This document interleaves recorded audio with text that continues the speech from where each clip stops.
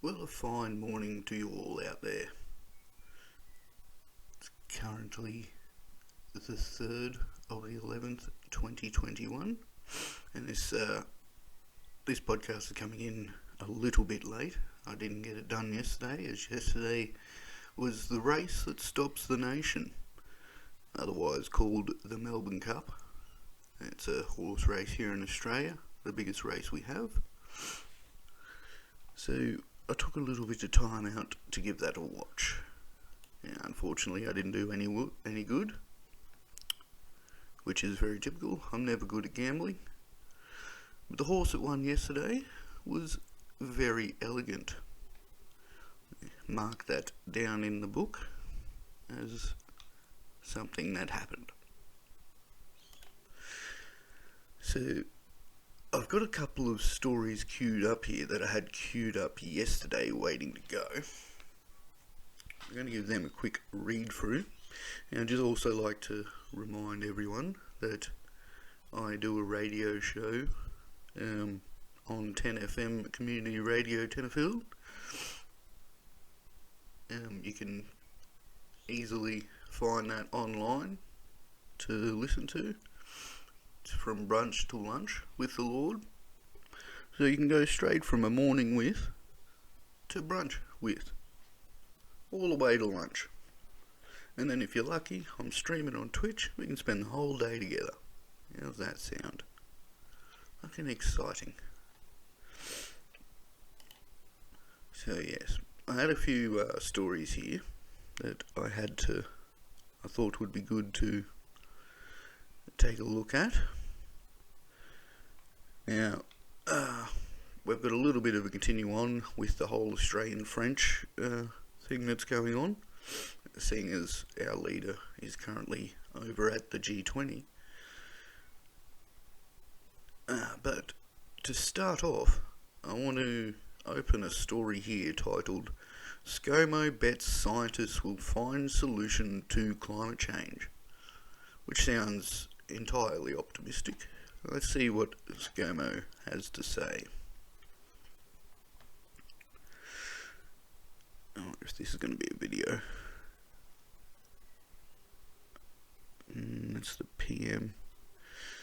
This is to do with the spat with Macron. Let's see if we can see if this plays here. It says, oh, we got an ad. Oh no, I don't want to go to the ad, I want to pause it. Fuck off. Yeah, let's not have a listen. I'm not in the mood for ads. That shit. Hopefully you could hear that. I had the mic turned down.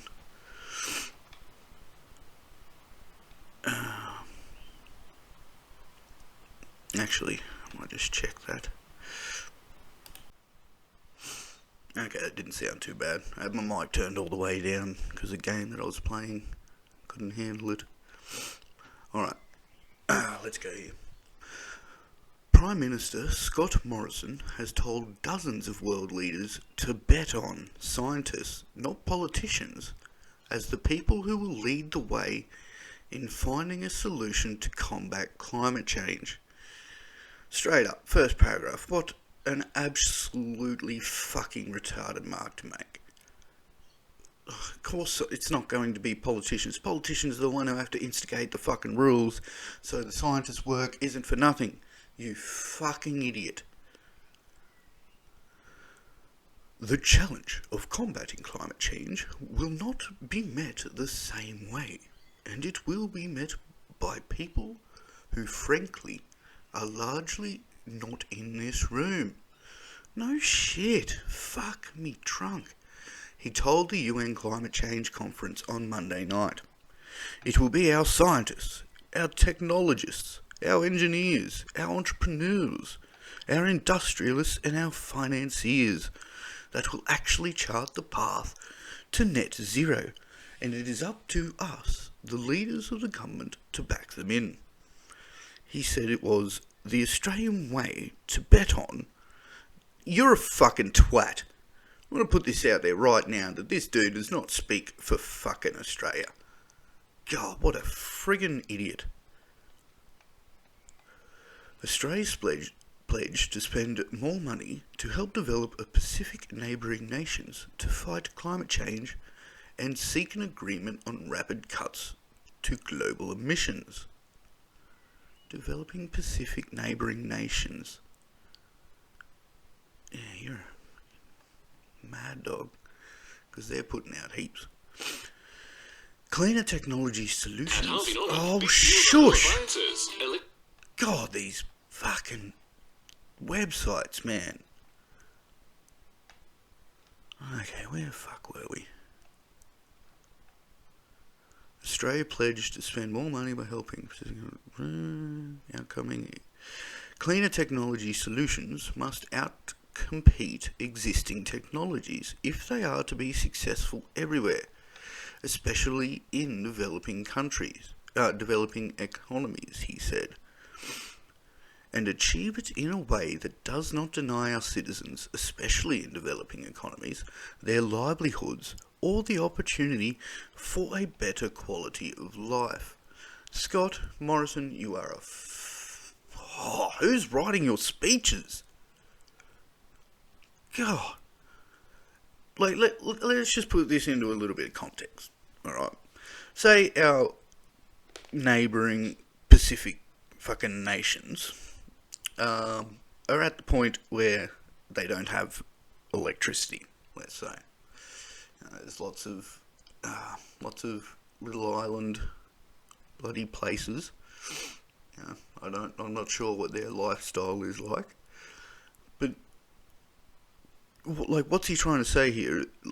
Is he saying that because coal or other types of electricity producing technologies might be a touch cheaper than building safe renewable energy, that they're going to have to get them until they can get the economy up to pay for the safe renewable technology? Or should we all just as a people get off our fucking shit, our high horses, and just put up some fucking wind farms out, you fucking twats? God. This is really pissing me off. I understand, there is we got a fuck lot of work to do. A lot of work. And we have spent the last God knows how many years fucking doing jack shit of it. And, we're still propping up fucking coal and gas and fracking and all that fucking shit. We've gotten further down the fucking rabbit hole than climbing our way back out of it. It just astounds me. And I understand, this is money. This is money talking. Obviously. But that's where, God. I don't know whether, obviously it's not as simple as just telling big fucking economy to fuck off. There's a lot more to do with it than that. But, these guys own all the patents anyway. It's not really going to cost them much money. Anyway, let's keep reading. See how much worse this gets. The Prime Minister added, technology will have the answer to a decarbonised economy, and compared it to the fast development of the coronavirus vaccine that is seeing the world slowly return to fuck up. Australia will double its climate commitments to its Pacific and Southeast Asian partners to $2 billion until 2025. Mr. Morrison spoke that his government commitment to net zero by 2050 and said Australia's emissions would fall by 35% by 2030. Just back onto that last paragraph about the $2 billion. We give over $50 billion in tax cuts alone to Rio Tinto and mining companies here. We give more tax cuts than our healthcare and what they call it, when they give money to people who don't work. I should know, but I forget. Yeah, whatever that is. We give more money off, like to Rio Tinto and mining companies and however much that costs us, and we're giving our $2 billion out. Like, it's a drop in the bucket. Anyway, however, he has failed to provide an update on the official 26 to 28% drop from 2005 levels, a figure significantly out of step with the richer nations of the world. See, like, there's the evidence there. We ain't fucking doing shit. We can't even reach our 2005 fucking limit. He's up there prattling on. While the 2030 target could be seen as ambitious, scientists believe it is essential in giving the world a chance to stop global warming for more than 1.5 degrees. So what's Scott Morrison's answer to it? Nothing. It's up to everyone else. We as a government have to just help these people along. But you don't help them, do you, fuckhead? Mr. Morrison said international collaboration, partnerships and high integrity international carbon offsets were critical in achieving net zero emissions globally. Driving the emergence of low-emission technologies and fostering their widespread adoption is at the heart of our plan to reach net zero, he said. And I'd like to also, just add in here, while this is going on, I saw another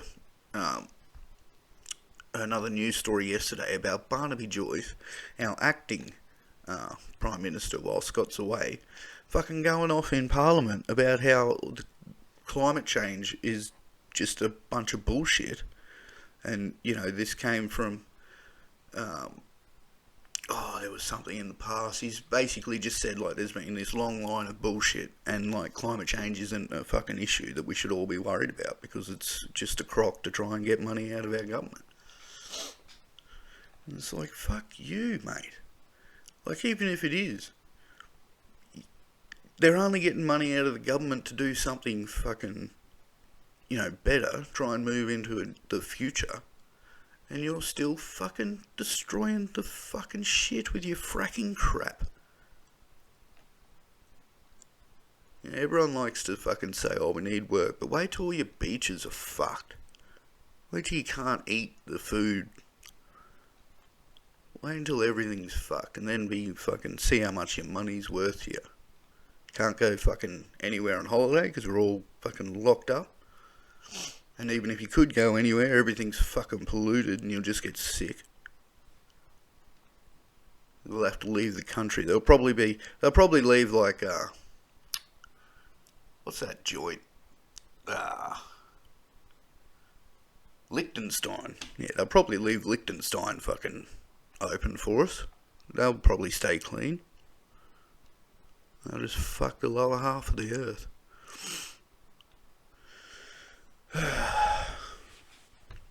Anyway, let's continue here. That's why we've set cost targets for clean hydrogen, low-cost solar, low-carbon steel, low aluminium, energy storage, carbon capture and storage, and soil carbon. Low-cost solar, low-cost carbon, steel and aluminium. I don't understand. So what, he's just dropping the price of everything that we have to sell anyway? That's fucking stupid. Anyway, earlier in the day, Mr. Morrison hit back at criticism from French President Emmanuel Macron that he lied about the trilateral agreement with the United States, United Kingdom, blah blah blah. Mr. Macron was quizzed by Australian reporters on whether Mr. Morrison had lied to him, to which he replied, "I don't know." Mr. Morrison hit back saying, "I'm not going to cop sledging on Australia. I'm not going to cop that on behalf of Australians. You wouldn't cop shit on behalf of anyone. You fucking soft twat. I can deal with whatever people throw at me, but Australia has a proud record when it comes to our defence capability." You're a fucking idiot, mate. Fucking just prattling with shit. He reiterated he had to put Australia's interests first, and took a swipe at France by saying the submarine deal was not going to meet Australia's strategic requirements. Well, why'd you fucking go into it? We weren't even that far into it, I don't think. You know, oh, I can hardly read this without getting just furious at this bullshit. Australia's defence interests had to come first. We don't have defence, you fucking twat. We got a defence force. It's about 40,000 strong. Ain't nothing fucking helping us, except more fucking shit. God, defence fucking... Jesus Christ. Nah, I'm done with that. That was about the last paragraph anyway. Screw you, screw you, screw you. Alright, let's see what else we got here. We're on the Australian now, theaustralian.com.au. We've got a few titles here. How Biden threw the PM under the bus and left Australia as collateral damage. Alright. What has Joe done? Oh, I don't want to log in. Fuck, I haven't... I can't even read it because I got to pay for it. Fuck you, Australian.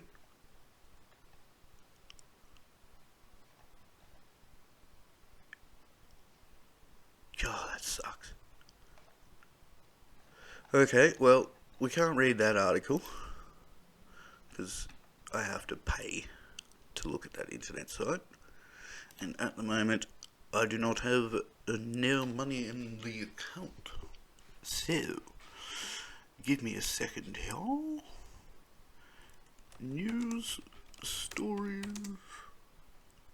today. What have we got? What the hell is that? Tiny love stories. With you, I can be a new person. New York Times. Modern love in miniature featuring reader submitted stories. No, thank you. These 13 and other stories, peaceful, playful, festive, and blah, blah, blah, blah, blah. How are these news stories? What the bloody hell? Oh, Cleo's been found! Woo! Fuck yeah, let's have a look at that. Oh, that's so good. Cleo Smith found alive and well by WA police. Oh my god. A garden is Shush more you. than just a garden. More important than your gardens at the moment. Missing girl Cleo Smith, who disappeared while camping with her family on October 16, has been found alive and well. Police confirmed that... Oh wow. No, that's awesome. Don't get emotional. Police confirmed the 4-year-old was alive and well and had been reunited with her family. WA Police Deputy Commissioner Colin Blanche said Cleo had been found early this morning inside a Carnarvon home with a man taken into custody. Oh, fuck. A police team broke their way into a locked house in Carnarvon about 1 a.m. and they found little Cleo in one of the rooms. One of the officers picked her up into his arms and asked her, "What's your name?" She said, "My name is Cleo."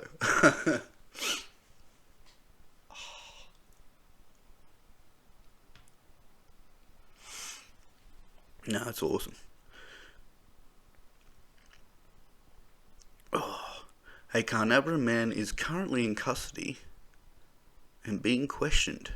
Deputy Commissioner Blanche said more updates would be available throughout the day. Cleo disappeared from her family's campsite in the early morning of October 16. She and her sleeping bag were both gone from the family's tent, prompting initial fears Cleo had wandered off and was lost. But after a massive search area, police announced they believe Cleo may have been abducted. Detectives door-knocked homes in Carnarvon region.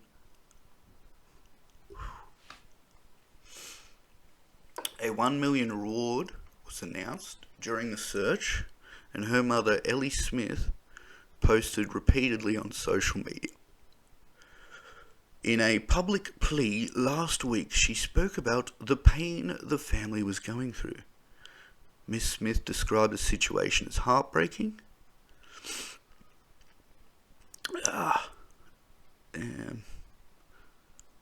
And there's more to come. So they found her. Some dude had abducted her, but that's so good. I mean, it's terrible that it happened, but it could have gone another way. No, well, that is some actually awesome news. And we're going to end it there, I think. I think that is a perfect place to end it. This is a very short podcast, but I will do another one this afternoon, because I'm sure there's more. I want to just do this quick one to catch up from yesterday. And I think, now is a perfect time to end it. Let's all just rejoice in that news. So happy. Alright, lords and ladies, you've been listening to A Morning with the Lord. I'm your friendly Lord Duffield. And until next time.